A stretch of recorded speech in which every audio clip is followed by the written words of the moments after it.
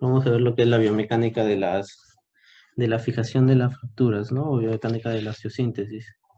Entonces, cuando nosotros hablamos de biomecánica de la fijación de fracturas o biomecánica de de la osteosíntesis, no siempre vamos a acordarnos de los principios que ha establecido, ¿no? La O. Entonces, cada vez que hay una fractura, hay que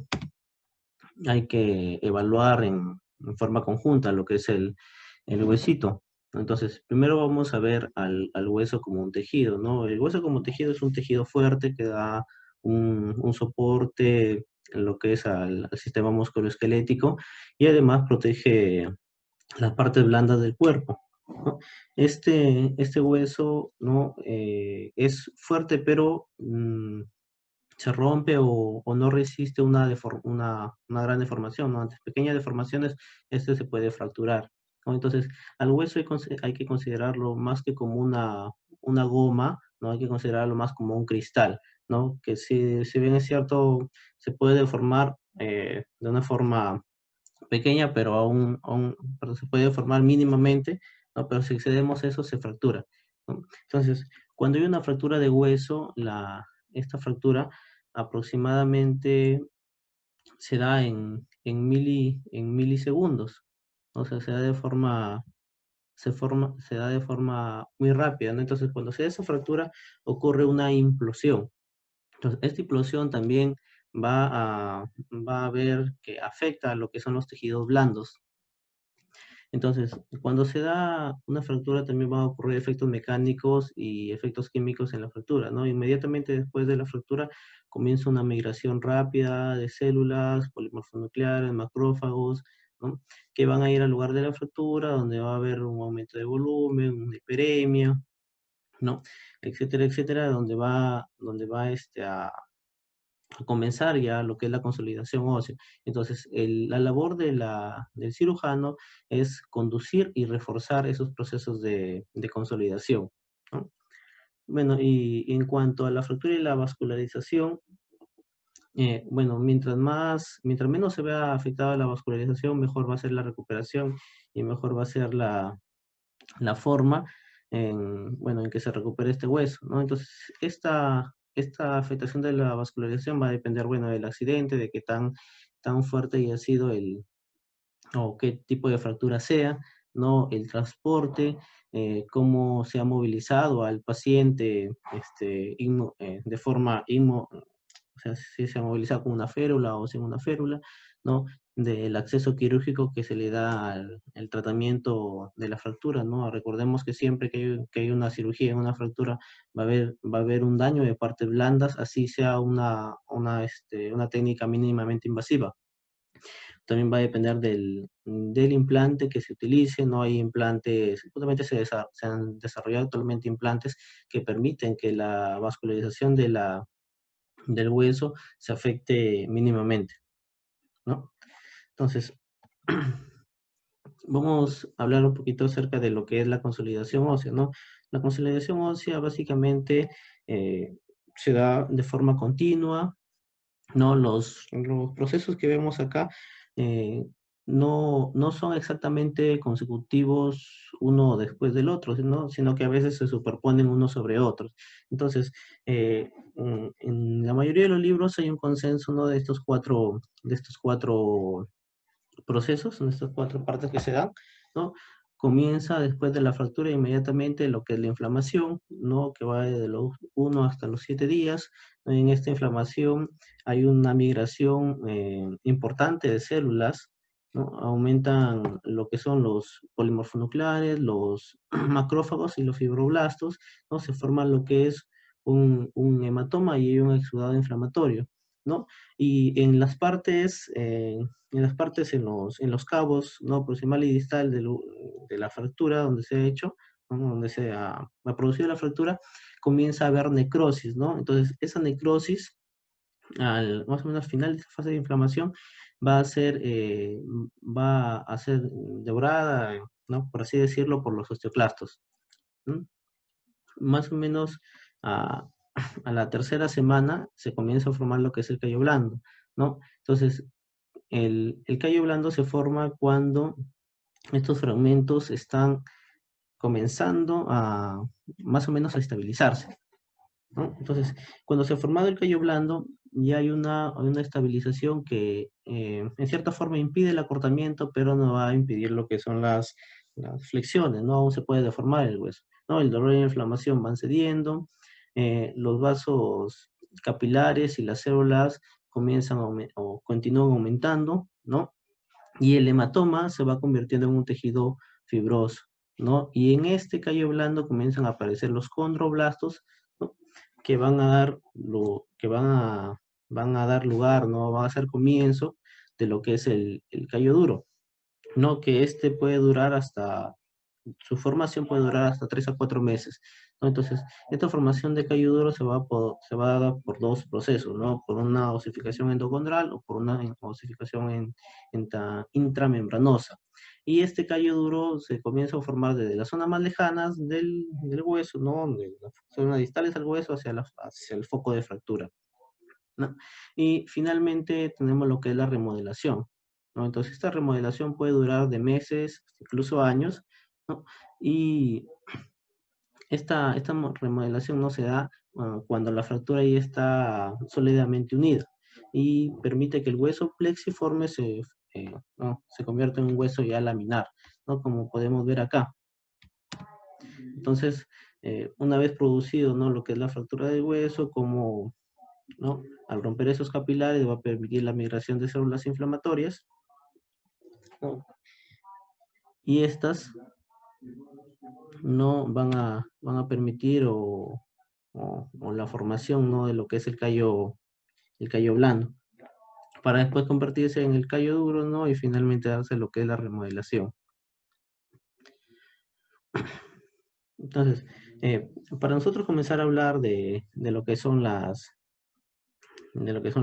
fijación o la biomecánica de la fijación de las fracturas, tenemos que tener en cuenta algunas bases de estas, ¿no? Entonces, vamos a hablar en la base de dos cosas, qué son los esfuerzos y qué son las solicitaciones, ¿no?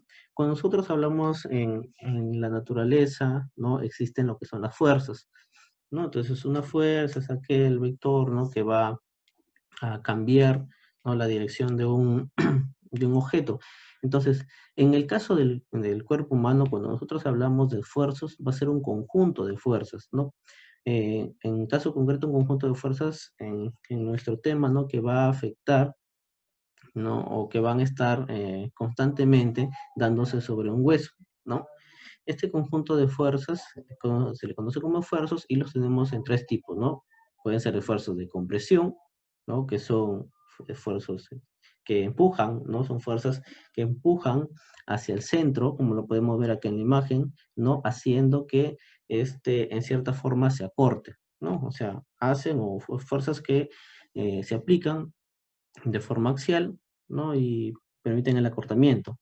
En fuerza de tensión son fuerzas contrarias, no son fuerzas centrífugas, que lo que hacen es estirar a lo que es el objeto, ¿no? Y las fuerzas cortantes son fuerzas tangenciales, ¿no? Estas fuerzas también son llamadas de cizallamiento, que van a empujar en direcciones opuestas. Entonces, esos son los esfuerzos.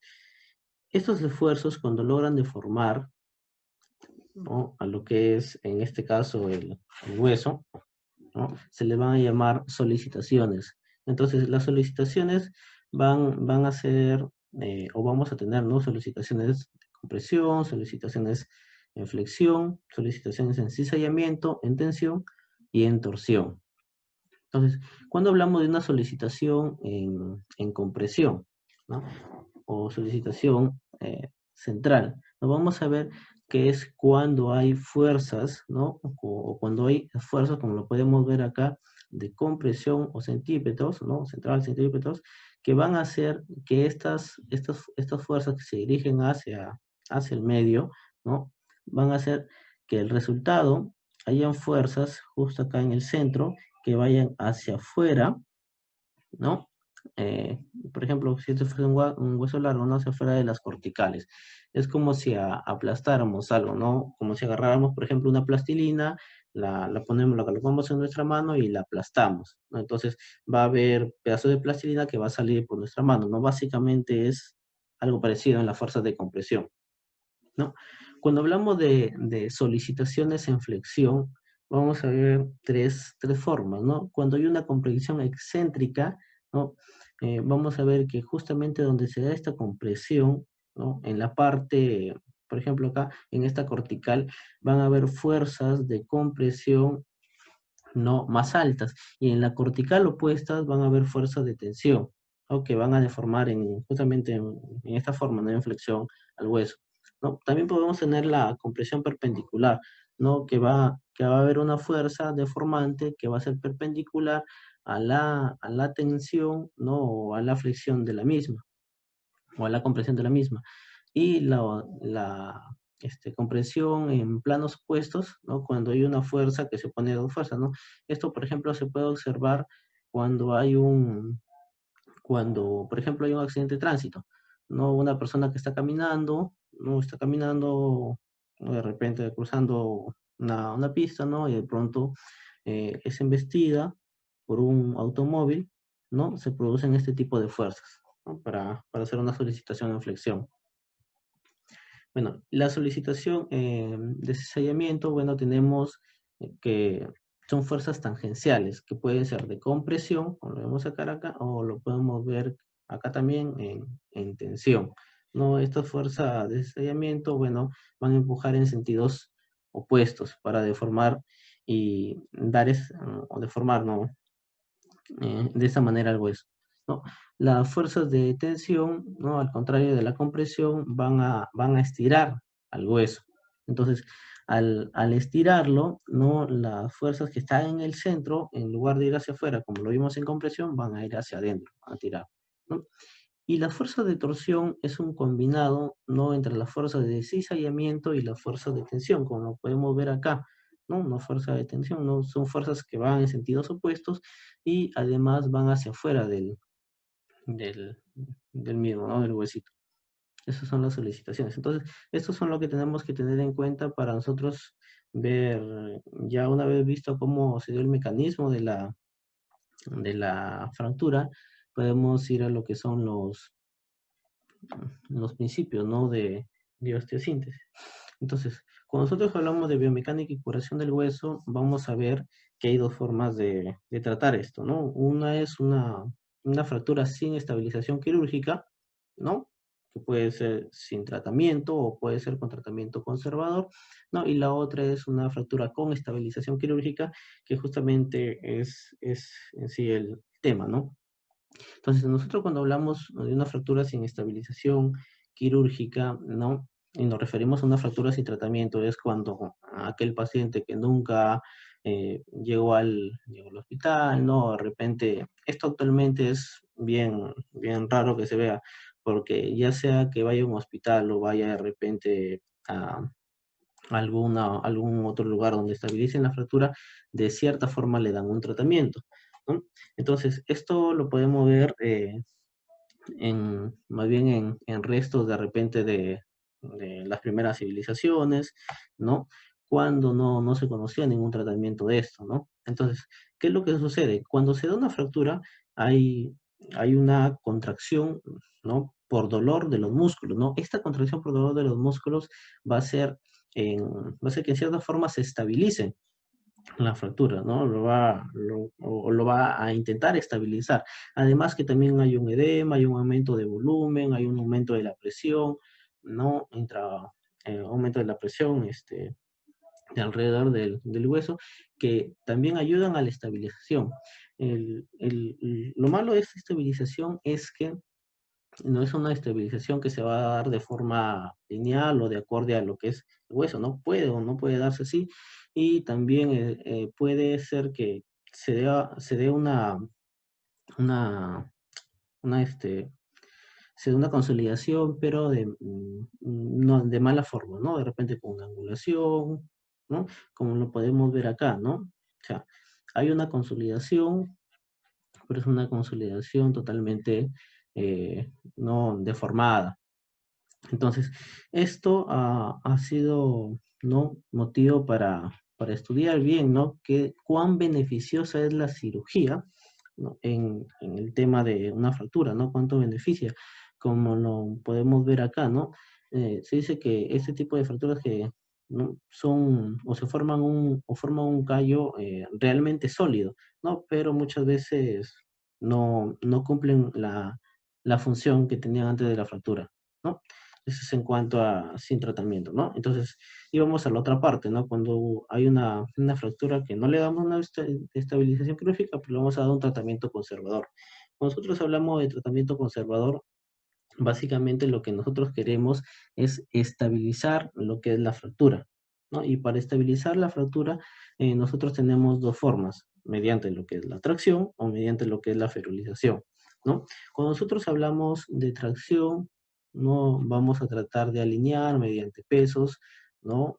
Bueno, hay varios métodos, ¿no? Mediante pesos vamos a tener que alinear esta fractura, ¿no? Con una tracción continua y así permitir lo que es la curación de lo que es el hueso, ¿no?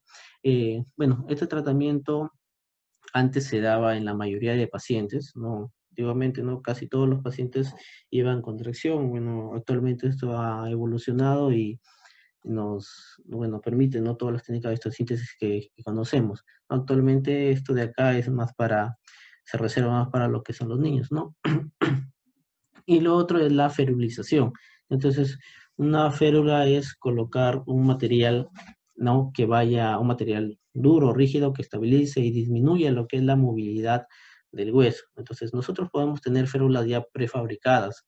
De repente, como lo podemos observar cuando prestan primeros auxilios, los bomberos, ¿no? Cuando nos traen los pacientes y nos traen férulas ya diseñadas. No, estas férulas, si bien es cierto, estabilizan en cierta forma, pero como no se adaptan anatómicamente a lo que es la extremidad, ¿no? Permiten un cierto juego, ¿no? Entonces, este cierto juego no permite una consolidación normal, ¿no? Entonces, y la otra forma de ferulización, pues, es la de los yesos completos, ¿no? Que permiten el amoldado anatómico, ¿no? Y estas,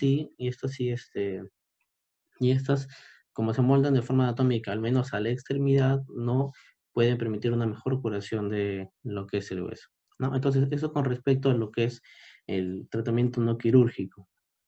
Entonces, vamos a ver lo que es el tratamiento quirúrgico. Cuando nosotros hablamos de tratamiento quirúrgico, vamos a tener que basarnos, ¿no? En los principios biomecánicos que existen para este. Entonces, tenemos estos principios biomecánicos que son 5, ¿no? El principio biomecánico de compresión, de protección, de tirante, de sostén y de tutor, ¿no? Entonces, esos 5 y el último que es el tutor óseo, ¿no? Se va a combinar con alguno de estos para dar una mejor función. Entonces, comenzamos con el primer principio, que es el principio biomecánico de la compresión, ¿no? ¿Qué es la compresión? La compresión es una fricción producida directamente por lo que es el cirujano entre los fragmentos óseos, pueden ver acá, ¿no? Eh, mediante lo que son los implantes. Entonces, en la compresión lo que nosotros vamos a ver es que lo podemos llevar en, este, no, lo podemos hacer mediante la precarga compresiva o mediante lo que es la fricción, ¿no? Eh, disculpen, están que me avisan que 10 minutos queda de tiempo. Ya, bueno, mediante la precarga compresiva, lo que es la fricción, mediante la precarga compresiva, las fuerzas, ¿no? En este caso, de compresión, como lo podemos ver en el principio, ¿no? Las fuerzas de compresión que vamos a ejercer con el implante tienen que ser mayores a las fuerzas de tensión para poder mantener esa estabilidad, ¿no? ¿No? Como lo podemos ver acá. Si es que estas fuerzas no son mayores, ¿no? Esto se va a distraer, se va a abrir, va a haber un gato ahí, ¿no?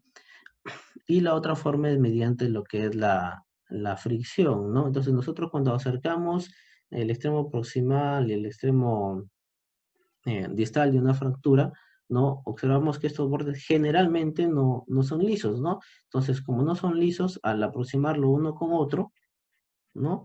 Al aproximarlo y al hacer compresión, va a evitar que esto de acá genere o genere una torsión, ¿no? O se deslice de un lado a otro, ¿no? Esto se genera gracias a la fuerza de fricción. Entonces, cuando nosotros hablamos de compresión, vamos a ver que hay dos formas de compresión, la compresión transversal y la compresión axial, ¿no? Obviamente por el eje en el cual se está dando, ¿no? Cuando nos referimos a la compresión transversal, el, el ejemplo clásico primordial que tenemos de ellos son la aplicación que se da a los tornillos, ¿no? No, generalmente son los tornillos de tracción, pero se pueden utilizar también un tornillo normal para hacer lo que es la compresión, ¿no? Como podemos ver aquí en este ejemplo, ¿no? Lo que hace este tornillo es ir hacia la cortical, eh, ¿no? La cortical opuesta, ¿no? Y, y atraerlo hacia él, ¿no? Entonces, esta compresión puede ser suficiente en algunos casos, ¿no? Como lo podemos mostrar acá, de repente para este tipo de fragmentos, o insuficiente en otros, por ejemplo, en las fracturas en, diaficiarias, ¿no? Que muchas veces se puede colocar, se puede lograr incluso la reducción anatómica o perfecta acá, una compresión adecuada con un solo tornillo. Pero este tornillo se va a desanclar por las fuerzas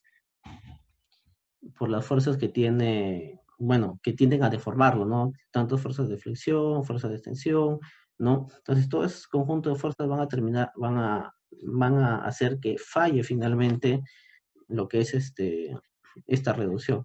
Por lo tanto, cuando se utilizan fracturas diaficiarias, ¿no? Y queremos hacer esta compresión transversal con un tornillo, tenemos que colocarle una placa o lo asociamos a otro implante, ¿no? Que sirve de protección de esa reducción. Entonces, por acá vamos a tener lo que es la compresión axial. Entonces, la compresión axial o en el eje longitudinal o en el eje axial se puede dar mediante tornillos, ¿no? Aunque no es muy común, clásico, ¿no? Mediante placas o mediante un fijador. No, pero cuando hablamos de un fijador, para hacer una compresión tenemos que hablar de lo que es un fijador circular, ¿no? Que puede generar esta transfusión, ¿no? Lo más usado acá son las placas. Bueno, placas tenemos de distintas formas o distintas funciones que también las utilizan, ¿no? Que vamos a verlo ya más adelante.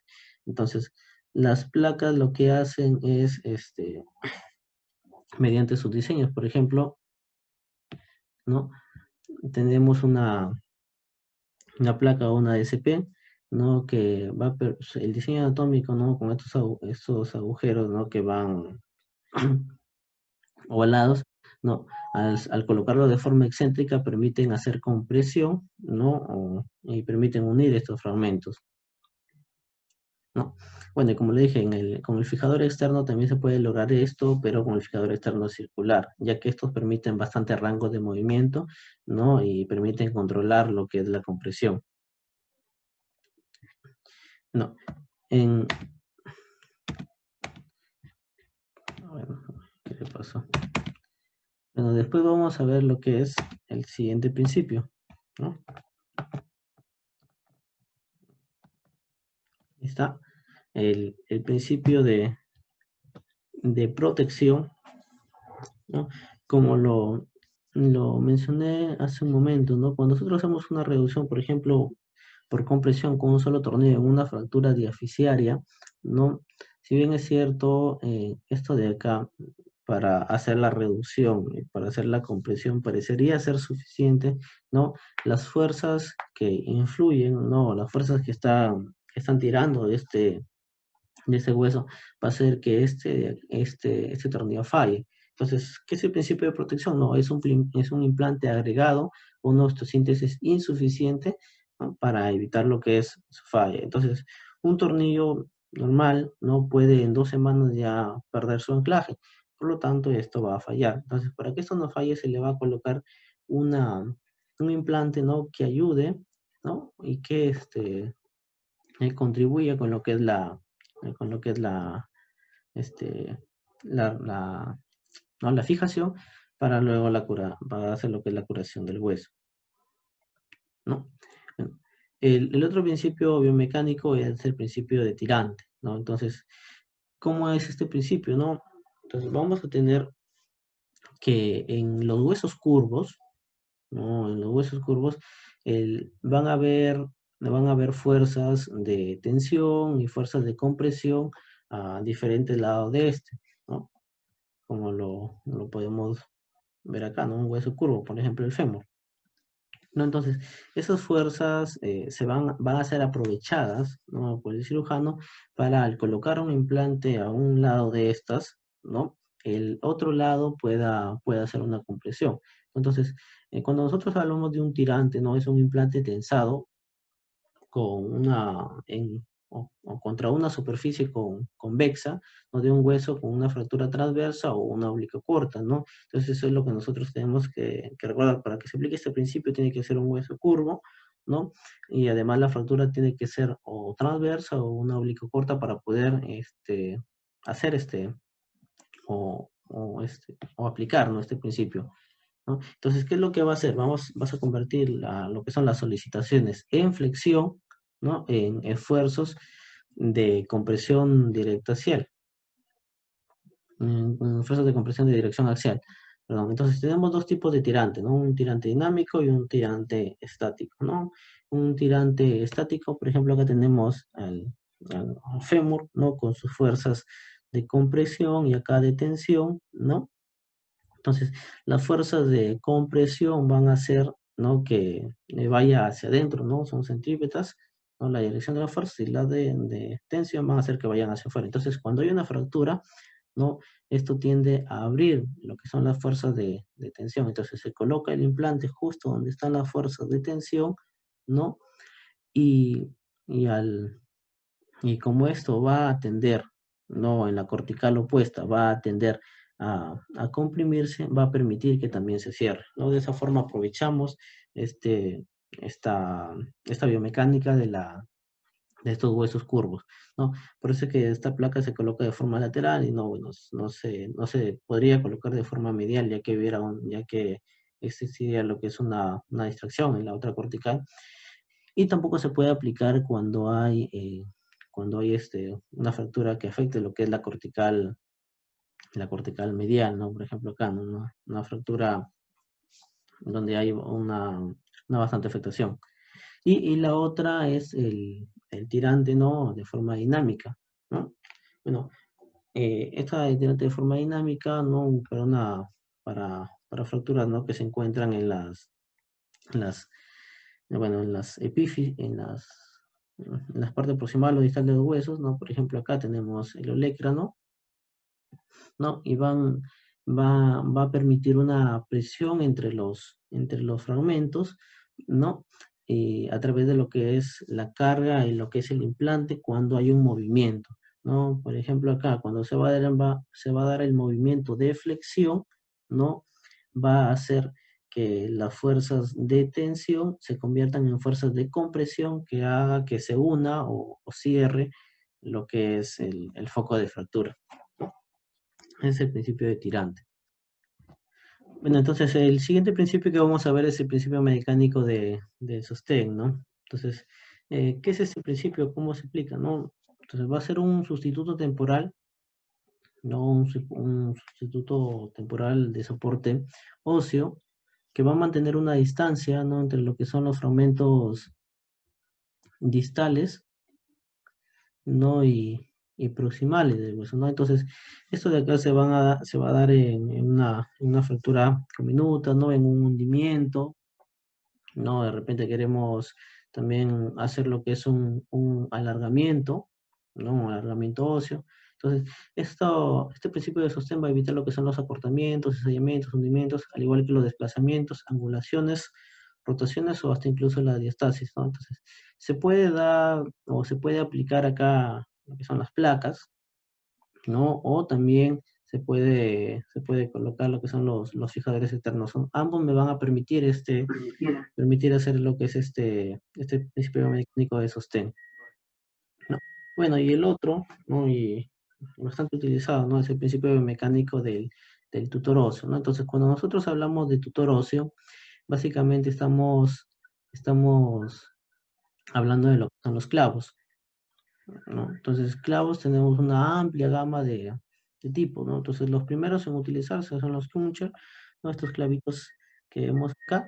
Entonces, estos fueron los que dieron el inicio, ¿no? A toda esta gama que tenemos actualmente de clavos.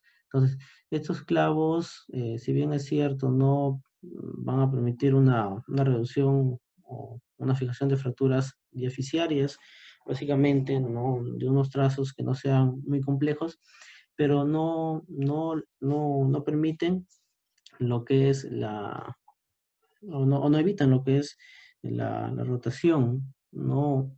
O muchas veces estos pueden ser ineficientes, ¿no? E incluso pueden llegar hasta migrar, ¿no? Entonces, lo que hace el tutor óseo es alinear, estabilizar en cierta forma, ¿no? Y dirigir la curación de una fractura. Entonces, cuando nosotros tenemos tutores óseos, estos se van a combinar, ¿no? Con otros principios biomecánicos para nosotros poder obtener lo que es una mejor fijación. Entonces tenemos el tutor óseo más lo que es la protección, más el sostén y más la compresión. Entonces, cuando nosotros utilizamos el tutor óseo más la protección, ¿no?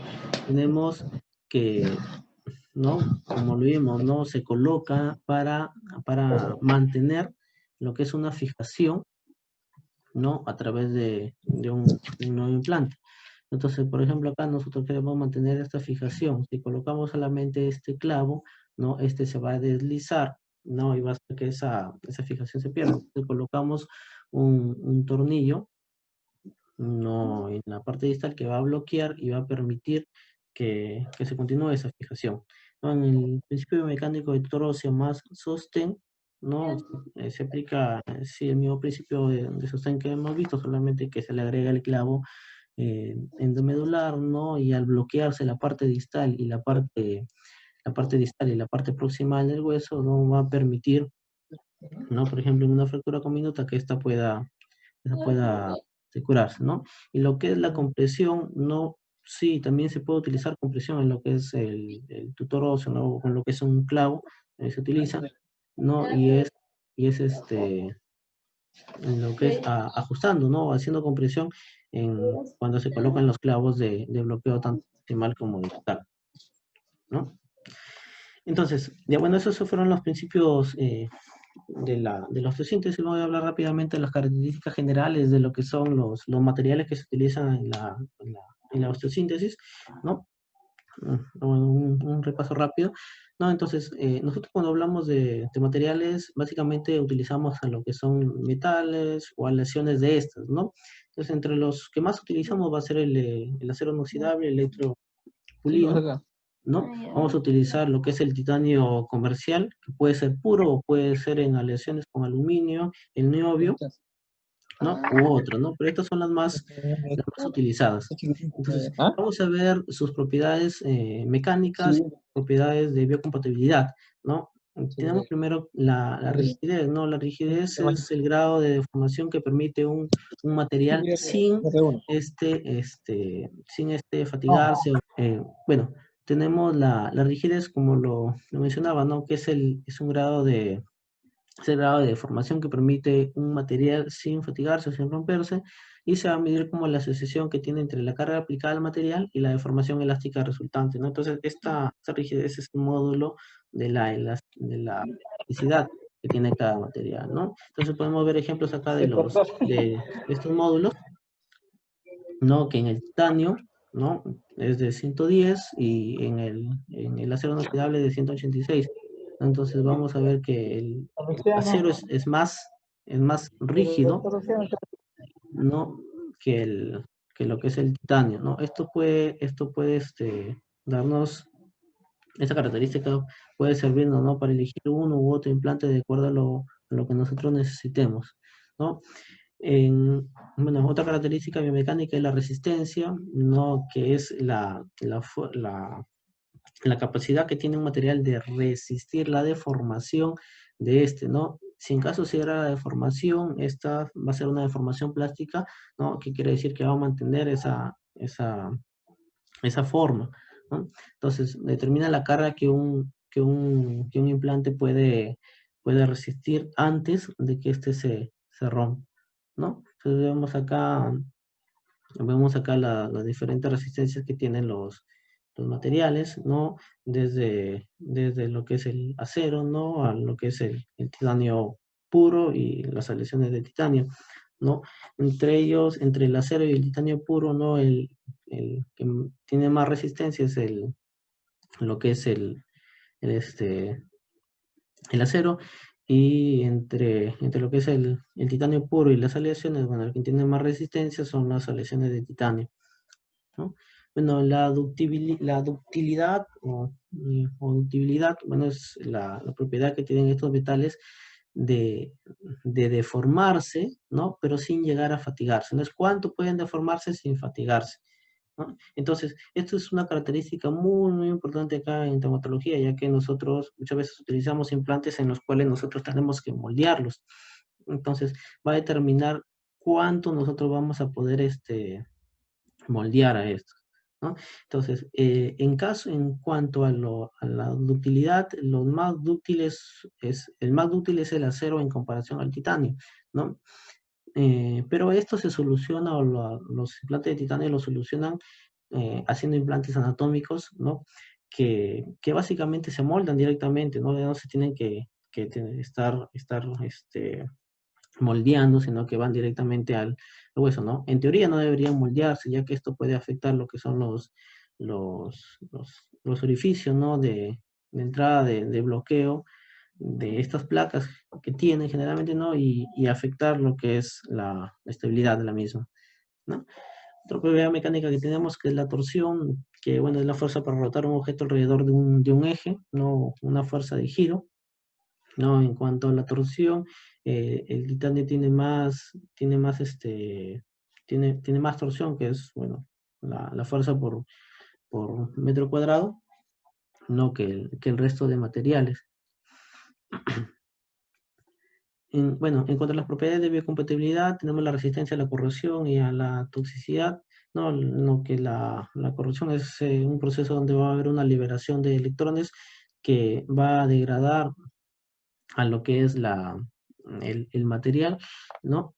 Esta corrosión, esta corrosión no se da más en lo que es el acero que en el titanio. En el titanio incluso viene revestido por una capa, ¿no? Que impide prácticamente que se dé esta corrosión, ¿no? Entonces, cuando nosotros hablamos de corrosión, también va a ser diferente hablar de implantes que están formados por un solo elemento, por ejemplo, un tornillo, ¿no? Que hay implantes que están formados por más elementos, por ejemplo, un tornillo más una placa, ¿no?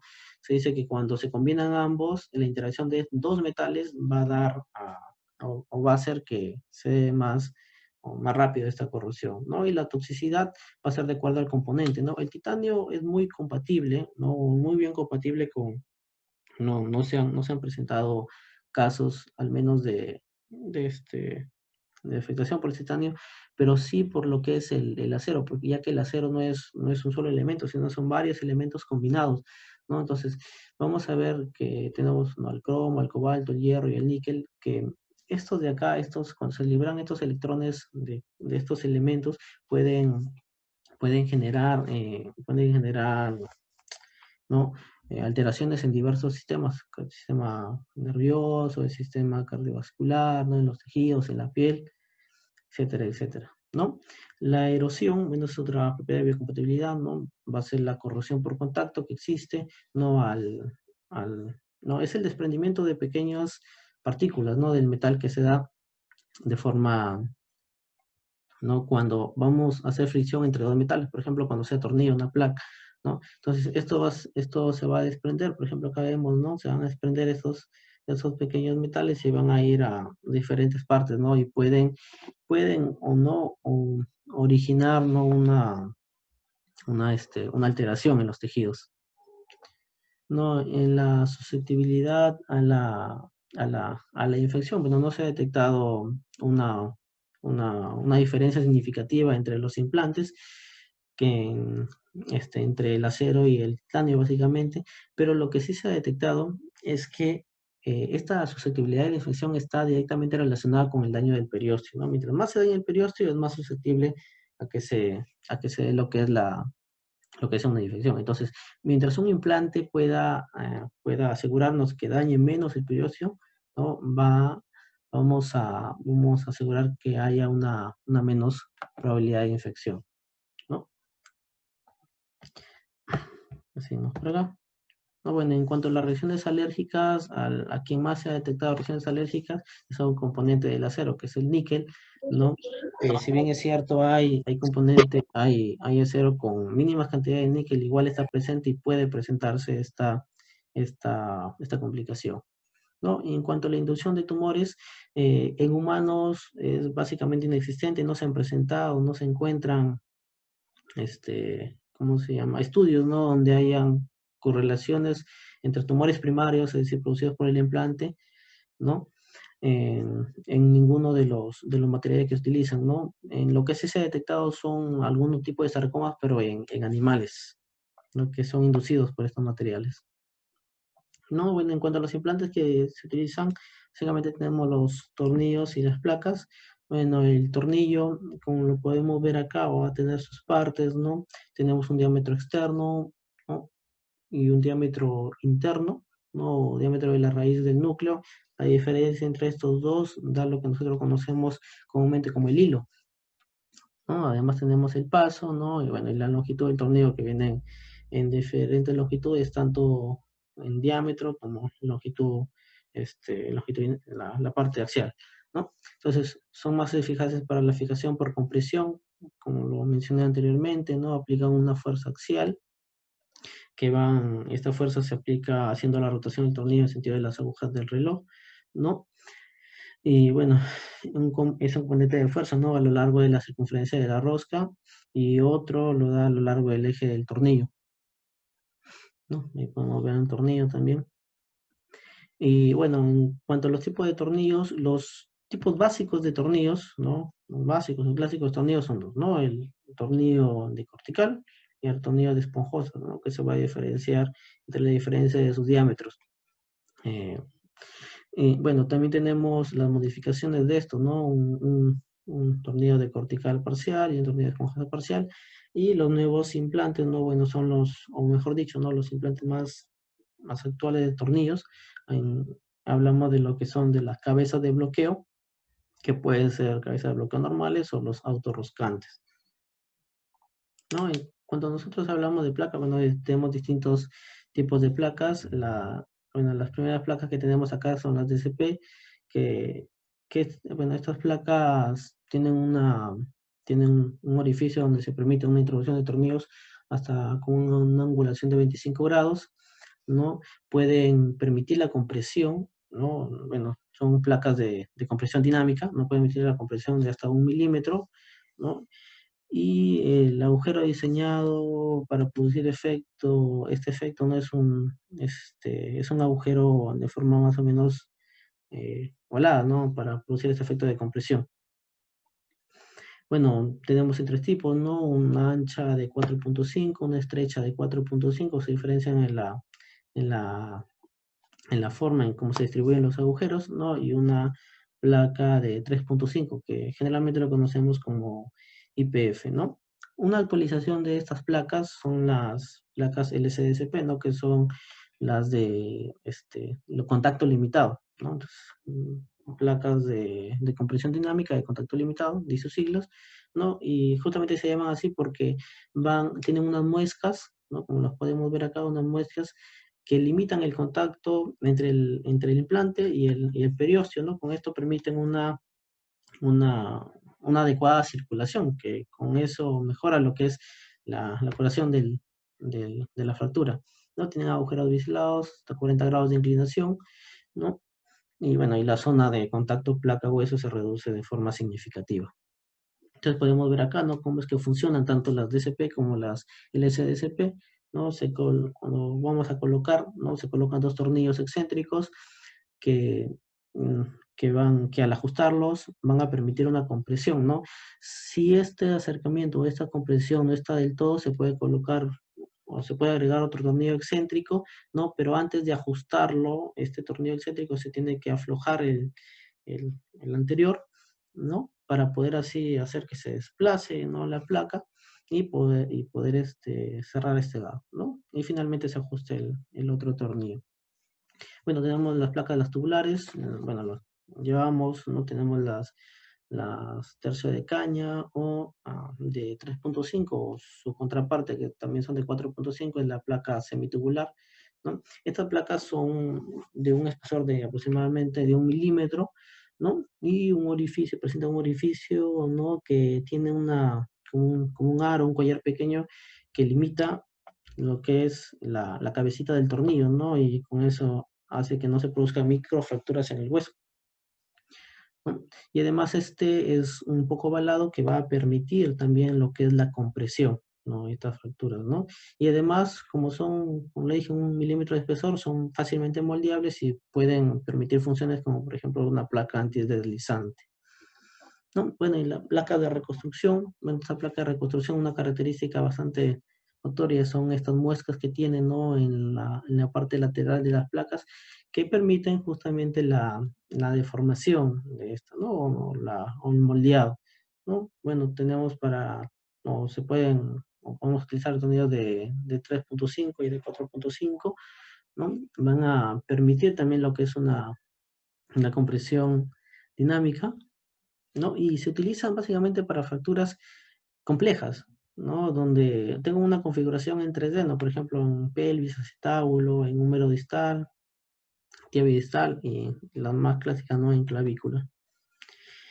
Bueno, y también tenemos lo que son las placas de bloqueo, ¿no? Estas placas de bloqueo tienen un sistema justo en este orificio, ¿no? Va a haber una rosca donde permitan justamente la adhesión con la cabecita del tornillo, ¿no? Y bueno, también tenemos bueno, y también tenemos otra donde se puede colocar un tornillo convencional, ¿no? Como lo podemos observar acá, ¿no? Pueden colocar tornillos convencionales o tornillos de bloqueo, ¿no? Los tornillos de bloqueo, bueno, cada uno estabiliza por su cuenta. Además tenemos también unos agujeros, ¿no? Que son poliaxiales que permiten la introducción de tornillos en diferentes grados, ¿no? Hasta 15 grados de angulación, ¿no? Y finalmente, bueno, tenemos las placas especiales, ¿no? Que son las placas anatómicas diseñadas para cada segmento corporal, ¿no? Bueno, eso ha sido todo. Muchas gracias.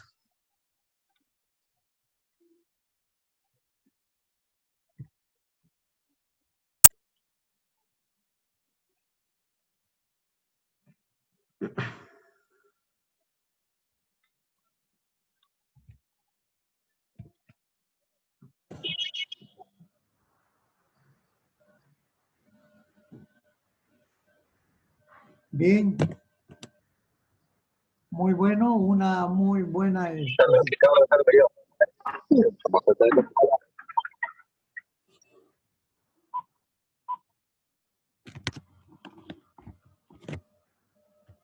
Buena exposición. A ver, podemos hacer algunos comentarios si deseamos. Y si no, me permites para abrir la cuestión de los comentarios. Adelante, doctor. Escuchamos. Bien. En primer lugar, es un tema bastante bonito, bastante hermoso. Hablar Sí, sobre, bastante. hablar efectivamente sobre fuerzas y todo lo que significa aceleraciones en los seres vivos. Fuerzas, aceleraciones. Hablar de esto no solamente implica hablar y tener conocimiento del tejido óseo, sino tener conocimiento de los músculos, tener conocimiento de los movimientos, tener conocimiento de los fluidos biológicos, me refiero, tener conocimiento de todo lo que podamos hacer en cuanto a la recuperación